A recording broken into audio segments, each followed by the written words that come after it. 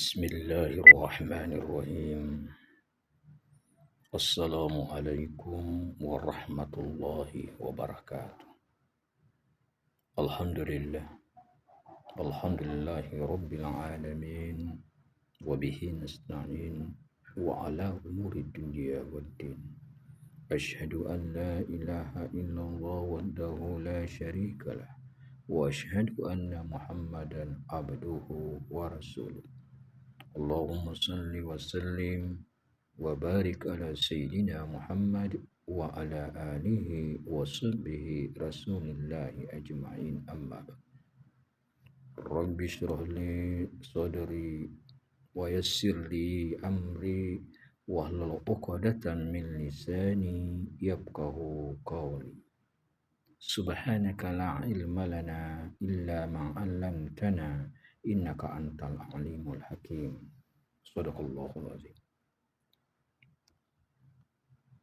Hujjatus Syekh Imam Ghazali berkata, barang siapa melaparkan dirinya karena membenarkan apa yang datang dari agama mengenai keutamaan lapar, maka ia mendapatkan manfaat lapar itu sendiri. Meskipun ia tidak mengerti alasan manfaat itu, sama halnya orang yang minum obat, pasti ia mendapatkan manfaat dirinya. Meskipun ia tidak mengetahui bahwa obat itu berkhasiat, lapar dapat menyenangkan hati dan indera keenam. Allah Subhanahu wa taala berfirman dalam surah Al-Mujadalah ayat 11, yarfa'illahu allazina amanu minkum wallazina utul ilma darajat.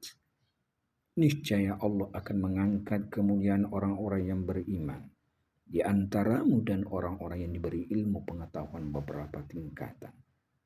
Menurut Hujjatus Syekh Imam Al-Ghazali, bahwa lapar itu memiliki 10 manfaat. Yang pertama, menjadikan hati bersih, menimbulkan cahaya akhlak dan mencerahkan mata. Sesungguhnya kenyang itu menyebabkan kebodohan, membutakan hati, memperbanyak uap pada otak, menyerupai gula sehingga mengandung tambang-tambang pemikiran. Karena kenyang, hati menjadi berat diajak berpikir dan lambat menangkap ilmu pengetahuan. Bahkan anak kecil jika banyak makan pasti ingatnya salah. Hatinya bebal dan menjadi orang yang tidak cerdas. Rasulullah sallallahu alaihi wasallam bersabda, ahyu qulubakum bi qillatid dhahki wa qillatid syab'i wa tahirruha bil ju'i tasfu wa taraqa.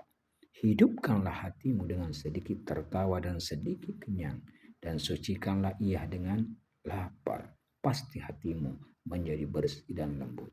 Man aja'a batnahu utumat fikratuhu wa futana qalbu. Barang siapa melaparkan perutnya, pasti pikirannya luas dan hatinya cerdas.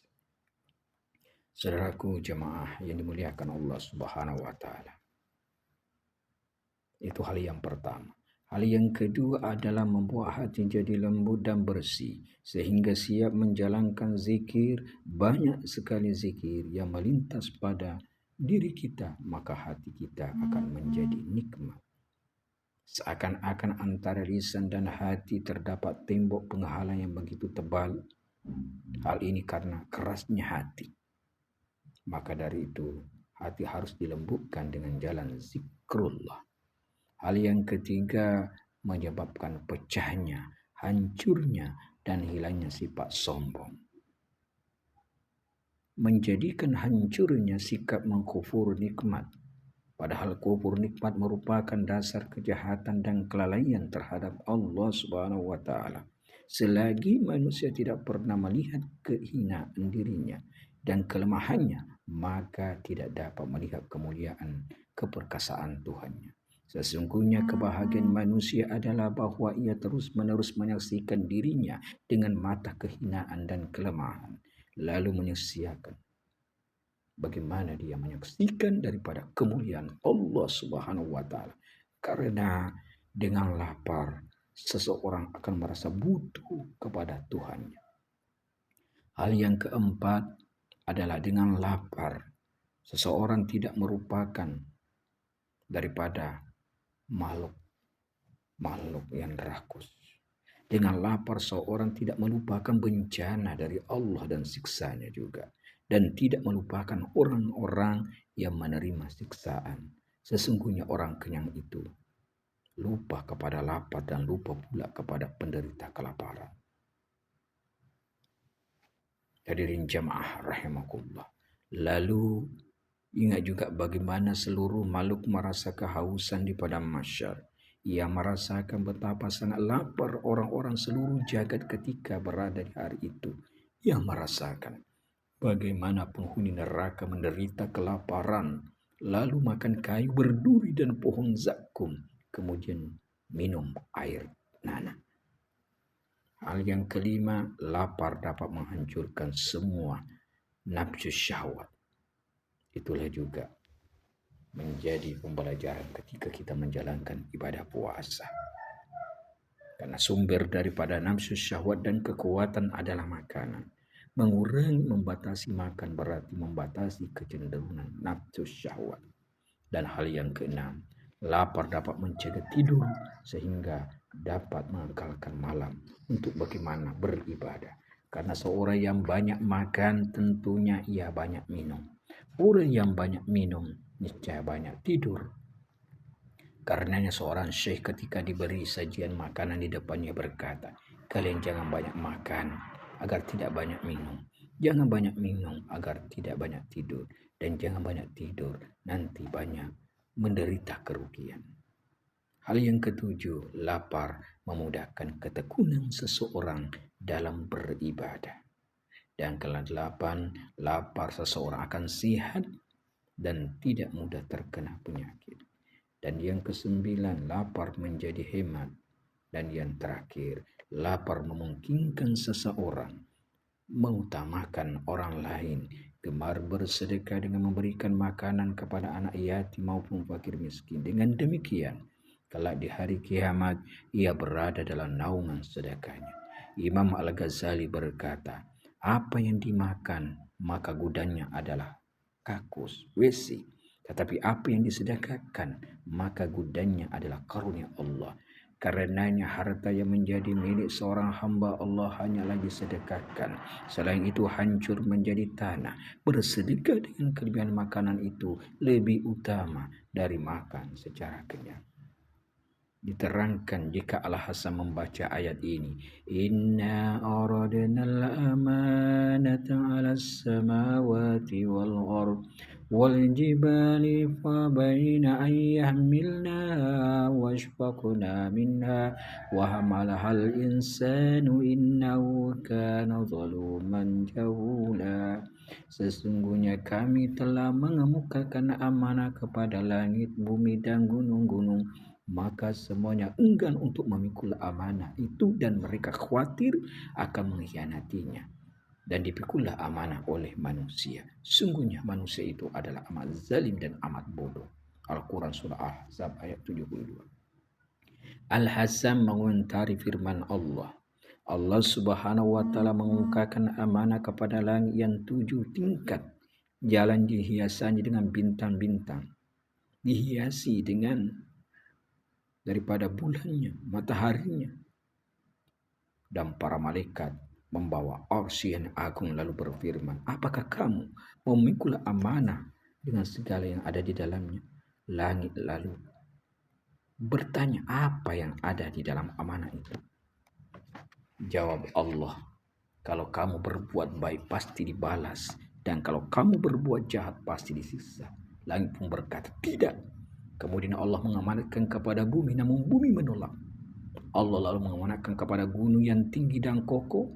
Kata Allah, apakah kamu mau menanggung amanah dengan segala apa yang ada di dalamnya? Gunung bertanya, amanah apa yang terkandung di dalamnya? Jawab Allah, jika berbuat baik engkau dapat balasan, jika berbuat jahat engkau mendapat siksa. Mendengar demikian gunung menolak. Tidak. Kemudian Allah mengamanatkan kepada manusia. Ternyata manusia langsung menerima amanat itu.